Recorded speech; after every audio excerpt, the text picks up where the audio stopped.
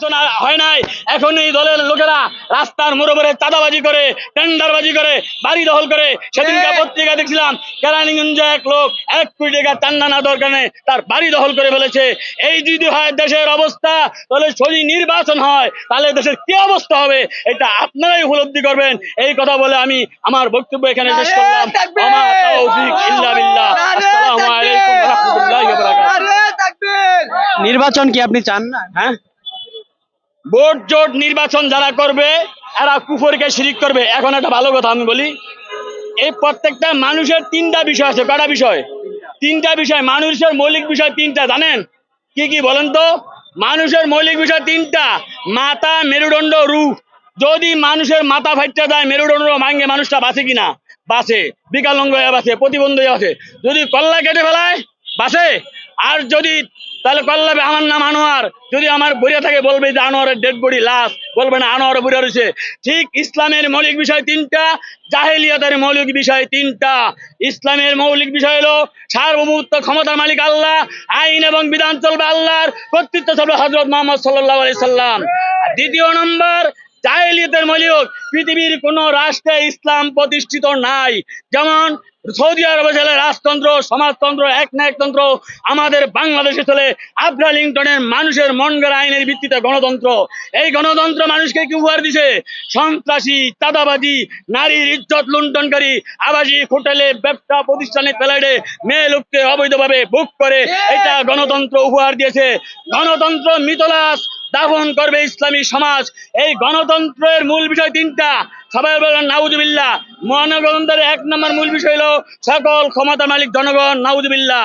2 নম্বর মূল বিষয় হলো বাংলাদেশে যারা এমপি বলি পার্লামেন্টের সদস্য হয়, জনগণের ভোট পাইয়া পার্লামেন্টে যায়, যাই আর হাততালি দিয়ে আইন পাস করে, তাকে বলে আইনদাতা, আরবিতে বলে রব, নাউজুবিল্লাহ। 3য় নম্বর, এটা কর্তৃত্ব চলবে মন্ত্রীগণ, এদেরকে আরবি ভাষা বলে রব। এই 3 ভাষার রবের বিরুদ্ধে আদম আলাইহিস সালাম থেকে শুরু করে আখিরি নবী হযরত মুহাম্মদ সাল্লাল্লাহু আলাইহি সাল্লাম পর্যন্ত সকল রবের বিরুদ্ধে দাওয়াত দিয়েছিলেন। ফেরাউন রব দাবি করেছিল, কিন্তু কাম হয় নাই। আল্লাহ তাআলা নীল দরে ডুবে মেরে দিয়েছেন। আপনারা যারা গণতন্ত্র মেনে নিয়েছেন, আল্লাহর দেওয়া বিধানকে বিদ্যাঙ্গুলি দিয়েছেন। অতএব আপনারা সাবধান হয়ে যান।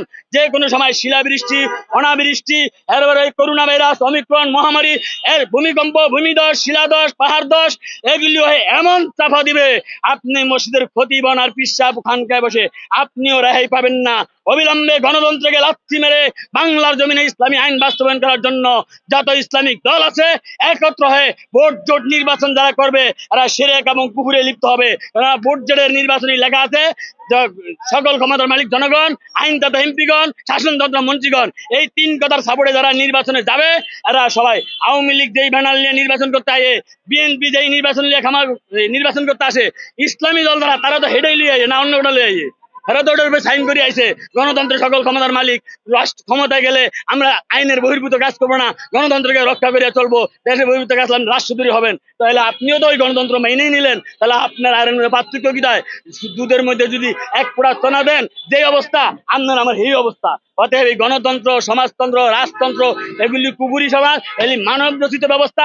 এগুলি পায়ের মধ্যে লাথি দিয়া আল্লাহর কোরআনকে উচ্ছিন্ন করেন। কোরআনের আইন কি বলেছে, এই আইন লঙ্ঘন করেন, ইনশাআল্লাহ আপনার আন্দোলন সংগ্রাম করতে হবে না, আল্লাহর পক্ষ থেকে সাহায্য এসে যাবে। আপনি ওই পথে চললে ইনশাআল্লাহ নিস্তার পাবেন। এবং এই জাতি, দল, মত, হিন্দু, বৌদ্ধ, খ্রিস্টান সবার নিরাপত্তা দিবে, ইসলাম দিয়েছে এবং দেবে। ভবিষ্যৎ ইসলামের কথা আছে। ইসলাম উশৃঙ্খল না, ইসলাম জিএমবি না, ইসলাম অস্ত্রবাদী বোমাবাদী ইসলাম চানা, ইসলাম ভোট জোট নির্বাচনের মাধ্যমে ইসলাম চানা। তাই আমি বলবো, সকল দল মত পথের ঊর্ধ্বে বর্তমান ইসলামী সমাজের আমির সৈয়দ হুমায়ুন কবির সাহেব সকলকে আহ্বান করছেন, আসেন গণতন্ত্র পরিহার করেন, ইসলামী সমাজতন্ত্র পরিহার করেন, ভোটতন্ত্র পরিহার করেন এবং গণতন্ত্র, সমাজতন্ত্র, রাজতন্ত্র পরিহার করে ইসলামের পথে আড়েন। তাইলে ইনশাল্লাহ, নাহলে এমন দোলাই খাইবেন জনগণের, সেই দিন আর আপনার দাড়ি মিলে রাস্তায় হাঁটতে পারবেন না। অতীতে যেরকম হাঁটছেন এখনো হাঁটতে হবে। অতএব ইসলামী সমাজের বেড়ায় আসার জন্য সকলকে আমি আন্তরিক আহ্বান জানিয়ে আমার এই সংক্ষিপ্ত বক্তব্য এখানে শেষ করলাম। আসসালামু আলাইকুম ওয়া রাহমাতুল্লাহি ওয়া বারাকাতুহু। নারে তাকবীর, আল্লাহু আকবার, নারে তাকবীর, আল্লাহু আকবার।